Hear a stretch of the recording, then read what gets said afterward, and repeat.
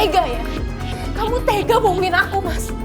Kamu bilang kamu duda, tapi ternyata kamu masih punya istri. Terus masalahnya apa? Selama ini kan aku sering ngasih uang ke kamu sama anak kamu. Enak-enakan berduaan ya. Kok berduaan begini? Ibu kok udah buat jam segini? Kemana? Kamu udah lama ya? Udah lama ya ketemu. Ih, Bapak apaan sih? Saya itu mau cari ibu, mau minta maaf.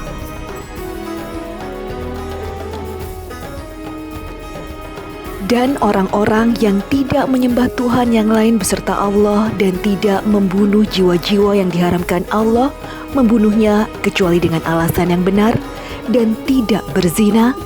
Barang siapa yang melakukan yang demikian itu, niscaya dia mendapat pembalasan dosanya. Quran Surat Al-Furqan ayat 68.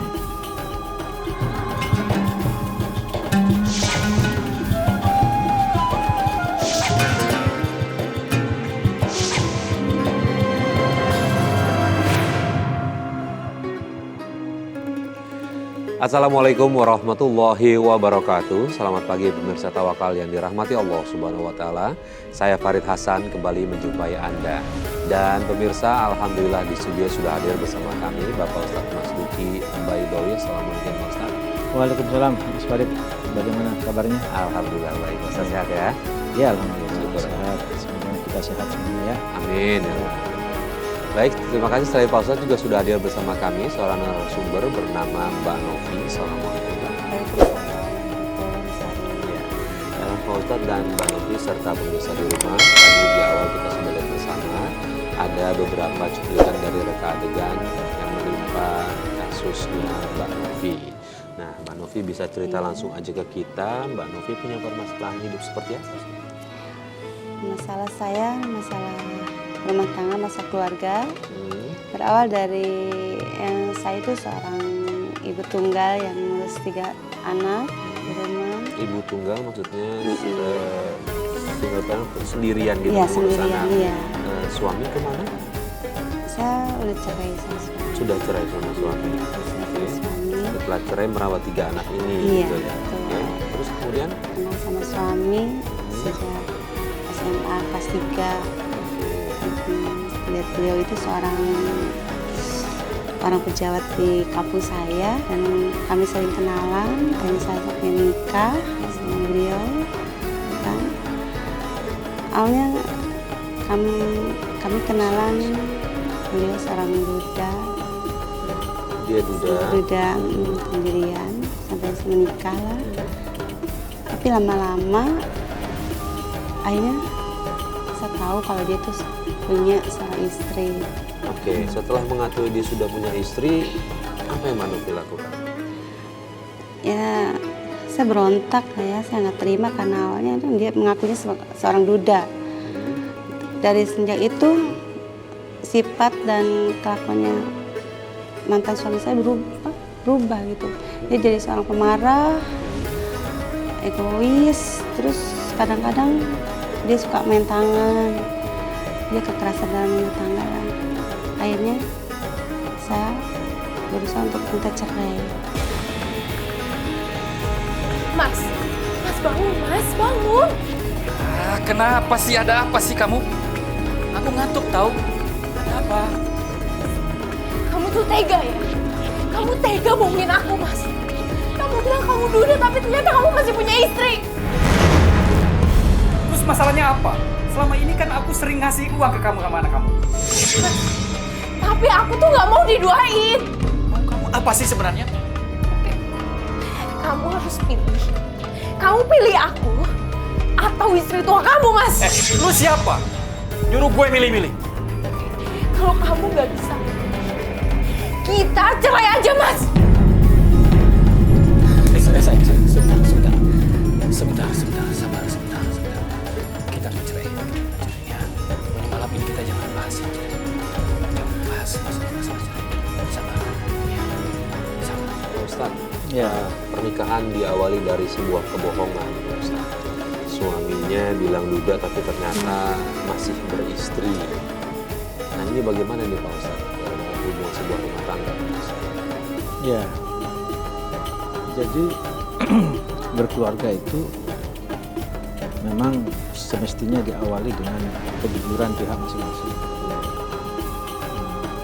Ketika itu sudah diawali dengan satu niat yang tersembunyi gitu ya, maka itu memang sudah menjadi satu tanda yang mengarah kepada tidak kebaikan di akhir, walaupun tidak semuanya seperti itu.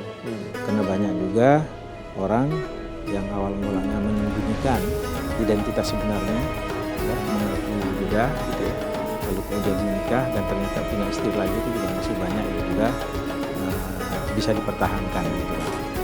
Nah, ketepatan ini Mbak Novi tidak bisa mempertahankan rumah tangganya, mahligai rumah tangganya tidak bisa dipertahankan. Lalu ditambahi dengan tingkah laku suami yang sudah melewati batas menurut dia. Jadi dia sudah melakukan kekerasan rumah tangga, dan itu sebenarnya bisa diadukan karena itu sebuah pelanggaran di dalam hukum positif kita ya, itu bisa terkena pidana gitu. Karena kalau dibiarkan itu justru akan terus berulang. Karena terkadang seorang laki-laki itu merasa dia berkuasa. Jadi menyalahi sebuah ayat yang menyatakan ar-rijalu qawwamuna 'alan nisa. Jadi bahwa laki-laki itu menguasai terhadap perempuan. Padahal ayat itu maksudnya tidak berfungsi seperti itu. Ayat itu sebenarnya lebih berfungsi bagaimana sebenarnya di dalam rumah tangga itu memang harus ada pemimpin. Nah, tapi bukan berarti istri tidak mempunyai tanggung jawab. Masing-masing mempunyai kewenangan dan tanggung jawab masing-masing. Dan disitulah tidak boleh disalahartikan secara semena-mena sehingga kemudian seakan-akan laki-laki di dalam rumah tangga itu ibaratnya seorang raja, itu kan tidak benar. Nah, Mbak Novi sendiri menikahnya resmi atau ada siri gitu misalnya? Nikah siri sebenarnya. Nikah siri sebenarnya. Dari situ Mbak Novi nggak tanya sama teman-teman, nggak ada curiga gitu, maksudnya ketika duda kenapa harus siri gitu, nggak ada kecurigaan gitu, misalnya tanya sama teman-temannya siapa dia gitu? Kalau aku sih orangnya nggak pernah banyak nanya sih, aku tuh selalu percaya aja. Karena di balik itu juga usia kami itu lebih jauh berbeda, jadi nggak sebanding lah usiaku. Jauhnya 20 tahun sama suami. Bedanya 20 tahun. 20 tahun.